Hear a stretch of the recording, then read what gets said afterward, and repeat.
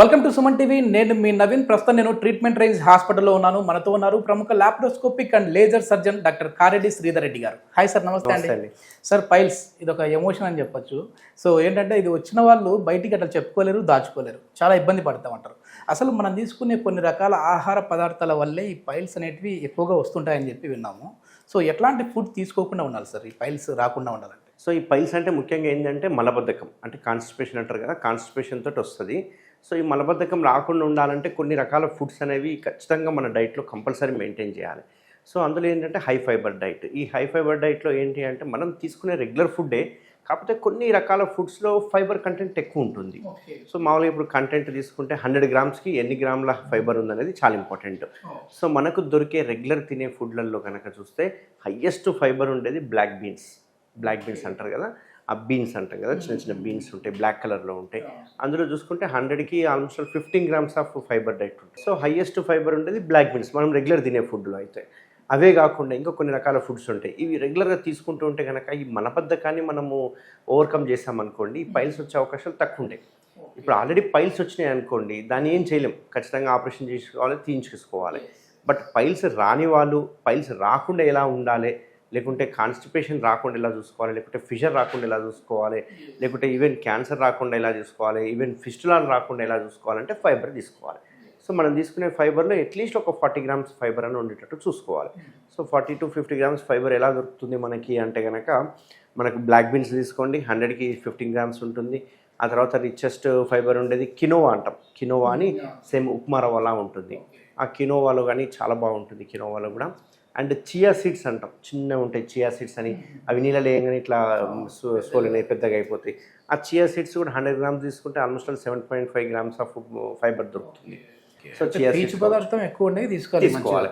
So రెగ్యులర్గా తీసుకునే ఫుడ్లో కొన్ని నేను యాడ్ చేస్తున్నాను. ఈ యాడ్ చేసిన ఫుడ్స్ కనుక తీసుకుంటే మలబద్ధకం అనేది తగ్గిపోతుంది, మలబద్ధకంలోకి వెళ్ళాం. అయితే ఇదేదో ఒకరోజు తీసుకుంటేనో 3 రోజులు తీసుకుంటేనే కాదు, లైఫ్ లాంగ్ మనం తీసుకునే ఫుడ్లో బ్యాలెన్స్డ్ డైట్ ఉండాలి. సో ఇట్లా బ్యాలెన్స్డ్ డైట్ ఉంటే ఏమవుతుందంటే అందులో కొంచెం ప్రోటీను, కొంచెము కార్బోహైడ్రేటు, కొంచెం ఫైబరు, ఇట్లా సమతుల్యంగా తీసుకుంటే కనుక వాళ్ళకు ఈ కాన్స్టిపేషన్ రాకుండా ఉంటుంది. ఎట్లాంటి ఫుడ్కి దూరంగా ఉండాలి సార్? అంటే ఎట్లాంటివి తీసుకోవాలని చెప్పారు, ఎట్లాంటివి తీసుకోకూడదండి? సో మెయిన్గా ఏంటంటే నాన్ వెజ్ ఏదైతే ఉందో, నాన్ వెజ్ ప్రియులు ఎక్కువ ఉంటారు కదా, యూజువల్గా వాళ్ళు చాలా ఎక్కువ హెవీ ప్రోటీన్స్ తీసుకుంటుంటారు. రైనీ సీజన్, సో ఇంకా మంచిగా నాన్ వెజ్ తినాలని ఉంటుంది. రైనీ సీజన్లో చల్లగా ఉందని నాన్ వెజ్ తింటారు, వర్షాకాలంలో బీర్ వేసుకుంటూ నాన్ వెజ్ తింటారు. సో మన వాళ్ళకి ఏంటి అంటే నాన్ వెజ్ అనేది కంపల్సరీ ఫుడ్. సో ప్లేట్లో నాన్ వెజ్ లేకుంటే చాలామంది తినరు.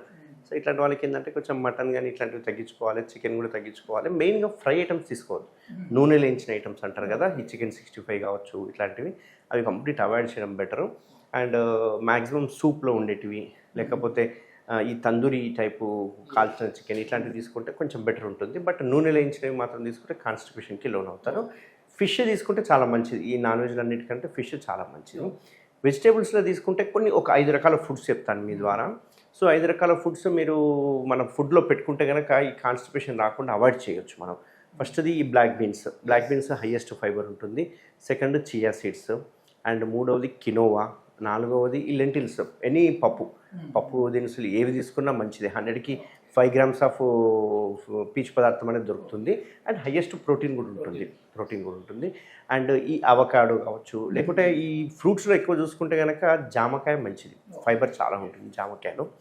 అండ్ ఈ పప్పు దినుసులు అండ్ ఆకుకూరలు. అండ్ మోస్ట్ ఇంపార్టెంట్ నా పేషెంట్స్ అందరికీ నేను చెప్పేది ఏంటి అంటే క్యారెట్లో 7.5 గ్రామ్స్ ఆఫ్ ఫైబర్ ఉంటుంది. సో క్యారెట్ మంచిది అన్నిటికంటే. క్యారెట్ అండ్ కీరా ఇట్లాంటివి తీసుకోవచ్చు. అయితే ఇవి ఏవైనా కానీ జ్యూస్ రూపంలో చాలామంది ఏం చేస్తారంటే జ్యూస్ చేసేసుకొని మొత్తం ఫిల్టర్ చేసి పక్కన పడేసేస్తారు, అందులో కొన్ని నీళ్ళు పోస్తారు, ఆ నీళ్ళు మాత్రం తాగుతుంటారు. అట్లాంటి వాళ్ళకి ఫైబర్ అందదు. సో దాన్ని ఖచ్చితంగా ఫ్రూట్ రూపంగానే తినాలి, ఫ్రూట్ రూపంగా తింటేనే ఫైబర్ అందుతుంది. కొందరు ఏమంటారంటే సార్ నేను ఇవన్నీ తీసుకున్నా కానీ నాకు కాన్స్టిపేషన్ ఉంది, మళ్ళీ నాకు తగ్గట్లేదు అని అంటుంటారు. అంటే మీరు తీసుకునే బాడీకి ఏదైతే మీరు తీసుకుంటున్న ఫైబర్ అనేది సరిపోవట్లేదు. సో ఇంకా యాడ్ ఆన్ చేసుకోవాలి. ఎందుకంటే కొందరికి ఇప్పుడు కొంచెం ఫైబర్ తింటేనే మంచి మోషన్ ఫ్రీ ఉంటుంది.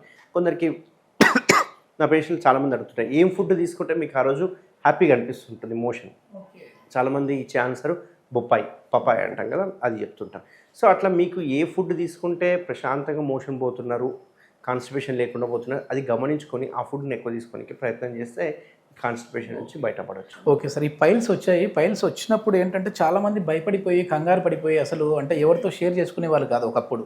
కానీ ఇప్పుడు ఏంటంటే మీ వీడియోస్ అనేది ఒక ఎడ్యుకేషన్లో అయిపోయింది. అంటే పైల్స్ అనేసి అంటేనే మీ పేరు గుర్తుకు వస్తూ ఉంది, ట్రీట్మెంట్ రేంజ్ హాస్పిటల్ గుర్తుకు వస్తూ ఉంది. సో ఇక్కడ ఎట్లాంటి టెక్నాలజీతో మనం ట్రీట్ చేస్తూ ఉన్నాం? ఈ పైల్స్కి ముఖ్యంగా చాలామంది భయపడేది ఏంటంటే ఓపెన్ సర్జరీ. ఓపెన్ సర్జరీలో కోత పెడతాం కాబట్టి విపరీతమైన బ్లీడింగ్ వచ్చే అవకాశాలు ఉంటాయి, పెయిన్ ఉండే అవకాశాలు ఉంటుంది, అండ్ 40-45 డేస్ బెడ్ రెస్ట్ తీసుకోవాల్సిన అవకాశాలు ఇట్లాంటివన్నీ ఉంటాయి అన్నట్టు పైల్స్కి. బట్ మన ట్రీట్మెంట్ రేంజ్ హాస్పిటల్లో నేను చేసే సర్జరీ ఏదైతుందో కంప్లీట్ లేజర్ సర్జరీ. సో ఈ లేజర్ సర్జరీలో ఏంటంటే ఎటువంటి కోత కానీ కుట్లు కానీ ఉండవు. దానివల్ల పేషెంట్ ఇమ్మీడియట్గా డిశ్చార్జ్ అవ్వడం జరుగుతుంది. అంతేకాకుండా వాళ్ళ పనులకు వెళ్ళిపోవచ్చు, ఎటువంటి పెయిన్ ఉండదు, ఎటువంటి పథ్యం ఉండదు. ఇప్పుడు మామూలు ఓపెన్ సర్జరీ అనుకోండి, వాళ్ళకి డైలీ డ్రెస్సింగ్ చేసుకోవాలి, వాళ్ళ పథ్యం ఉండాలి, బెడ్ రెస్ట్ తీసుకోవాలి, ఇవన్నీ ప్రాబ్లమ్స్ ఉంటాయి. బట్ అదే లేజర్ సర్జరీలో చూసుకుంటే కనుక ఎటువంటి కోత ఉండదు, ఎటువంటి పెయిన్ ఉండదు. కాబట్టి వాళ్ళు ఇమ్మీడియట్గా అంటే ఈరోజు సర్జరీ ఏంటంటే రేపు నుంచి వాళ్ళు ఆఫీస్కి వెళ్ళిపోవచ్చు. అండ్ దీనివల్ల అడ్వాంటేజ్ ఏంటంటే ఈ లేజర్తో పాటు మనం స్టాప్లర్ అనే ఒక టెక్నిక్ యూజ్ చేస్తాం. ఈ స్టాప్లర్లో కూడా మన ట్రీట్మెంట్ రేంజ్ హాస్పిటల్లో దొరికేది సెకండ్ జనరేషన్ ఆఫ్ స్టాప్లర్ అంటాం. ఫస్ట్ జనరేషన్కి సెకండ్ జనరేషన్కి ఏంటి డిఫరెన్స్ అనేది నేను చెప్తాను. సో ఈ second generation of stapler use చేయడం వల్ల ఏమవుతుంది అంటే ఆ విండో ఏదైతే ఉంటుందో ఆ విండోలో మనం ఎంత పైల్ మాస్ తీస్తున్నాం అనేది విజిబుల్గా ఉంటుంది. సో ఫస్ట్ జనరేషన్ స్టాప్లర్కి సెకండ్ జనరేషన్ స్టాప్లర్కి ఏంటంటే ఆ విండో ఉంటుంది కాబట్టి ఆ ఫస్ట్ జనరేషన్లో ఎంత పైల్ మాస్ తీస్తున్నాం అనేది తెలీదు, కనపడదు. బట్ సెకండ్ జనరేషన్లో ఒక విండో ఉంటుంది కాబట్టి అందులోకి వెళ్ళి మనకు కనిపిస్తుంది. దీనివల్ల అడ్వాంటేజ్ ఏంటంటే ఎటువంటి మిస్టేక్స్ లేకుండా, ఎటువంటి కట్ అయిపోయినట్టు ఒక డోనట్ లాగా రౌండ్గా రాకుండా ఉండే అవకాశాలు చాలా తక్కువ ఉంటాయి. కాబట్టి ఆ టెక్నిక్ యూజ్ చేస్తాం కాబట్టి పైల్స్కి మన ట్రీట్మెంట్ రేంజ్ హాస్పిటల్లో సర్జరీ చేయించిన తర్వాత 95% పైల్స్ వచ్చే అవకాశాలు తక్కువ ఉంటాయి. ఓకే, అంటే మళ్ళీ రావు. అంటే రికరెన్స్ ఇంపార్టెంట్, రికరెన్స్ చాలా ఇంపార్టెంట్. ఆ రికరెన్స్లో కూడా ఏంది అంటే ఒకవేళ వచ్చినా కానీ గ్రేడ్ 1 గ్రేడ్ 2 వస్తుంది తప్ప అంతకంటే ఎక్కువ పైల్స్ అనేవి రాకుండా మనం అరికట్టవచ్చు. ఇక్కడ ముఖ్యమైన ఇంపార్టెంట్ ఏంటంటే నేను లేజర్ చేసినా స్టాప్లర్ చేసినా కానీ నెక్స్ట్ తీసుకునే ఫుడ్ హ్యాబిట్స్ కావచ్చు, వాళ్ళ లైఫ్ స్టైల్ కానీ చాలా ఇంపార్టెంట్. ఎందుకంటే ఆ మాడిఫికేషన్ చేసుకుంటేనే లైఫ్ లాంగ్ రాకుండా ఉంటుంది అన్నట్టు. ఏదో ఒకసారి మళ్ళీ మనకు సర్జరీ అయిపోయింది కదా, ఇంకా మళ్ళీ లైఫ్లో రాదు అనుకోవడానికి లేదు. కానీ మన చేతిలోనే ఉంటుంది అది, మనం తీసుకునే ఫుడ్. దీనివల్ల కొంచెం అంటే ఆయిల్స్ కూడా ఎక్కువ తీసుకోవడం వల్ల కూడా ఇట్లాంటివి వచ్చే అవకాశం ఉందా సార్? అంటే జంక్ ఫ్రూట్స్ అంటారు కదా, జంక్ ఈ ఆయిల్లో వేయించినవి ఇప్పుడు జాయింట్లు అంటుంటారు, అట్లాంటివి బాగా తింటుంటారు. డబల్ మసాలా, డబల్ ఆయిల్ అంటుంటారు కదా. ఈ మెయిన్ మన హైదరాబాద్ బిర్యానీలో ఉండేది నూనె కంటే కూడా డాల్డా ఎక్కువ ఉంటుంది. సో ఇట్లా ఆయిల్ ఎక్కువ డాల్డా ఉన్న ఫుడ్స్ తింటుంటే కూడా మనకు కాన్స్టిపేషన్ అనేది వస్తూ ఉంటుంది. కాబట్టి మ్యాక్సిమం ఇట్లా కాన్స్టిపేషన్తో బాధపడుతున్న వాళ్ళు కొంచెం ఆయిల్ అవాయిడ్ చేయండి, ప్రోటీన్స్ కూడా ఎక్కువ తీసుకోకండి, ఎక్కువ ఫైబర్ డైట్ తీసుకోండి. ఒకవేళ మీరు జిమ్కి వెళ్తున్నారు అంటే 1 gram per KG body weight చొప్పున మీరు ఒకవేళ 70 కేజీస్ ఉంటే 70 గ్రామ్స్ ప్రోటీన్ తీసుకోవచ్చు, ఇబ్బంది ఏం లేదు. ఆ 70 గ్రామ్ ప్రోటీన్ కూడా ఏవో చాలామంది ఆ పౌడర్లు ఈ పౌడర్లు అని చెప్పి తాగుతూ ఉంటారు. బట్ దానికంటే బెటర్ ఏంటంటే ఒక 100 గ్రామ్స్ చికెన్ తీసుకున్నాం అనుకోండి, 35 గ్రామ్స్ ఆఫ్ ప్రోటీన్ ఉంటుంది. కాబట్టి ఒక 200 గ్రామ్స్ తీసుకుంటే సరిపోతుంది. ఓకే, మరి ఎక్కువ కూడా తీసుకోకూడదు. మరీ ఎక్కువ ప్రోటీన్ కూడా తీసుకుంటే కనుక అది అరగదు. కాబట్టి అరగడానికి ఎక్కువ వాటర్ కావాలి. కాబట్టి మళ్ళీ వాటర్ మనం తీసుకోలేదనుకో కాన్స్టిపేషన్కి వెళ్ళిపోతుంది. కాబట్టి హై ప్రోటీన్ కూడా అంత మంచిది కాదు. ఎస్, ఇది మొత్తానికి మనం తీసుకునే ఆహార పదార్థాల వల్ల కూడా మనకు పైల్స్ వచ్చే అవకాశం ఉంది. కానీ మంచి ఫైబర్ రిచ్ ఉన్న ఫుడ్ తీసుకున్నామంటే మాత్రం దీనికి ఫుల్ స్టాప్ పెట్టచ్చు అని చెప్పేసి కారెడ్డి శ్రీధర్ రెడ్డి గారు చెప్తున్నారు. Thank you sir. Thank you అండి.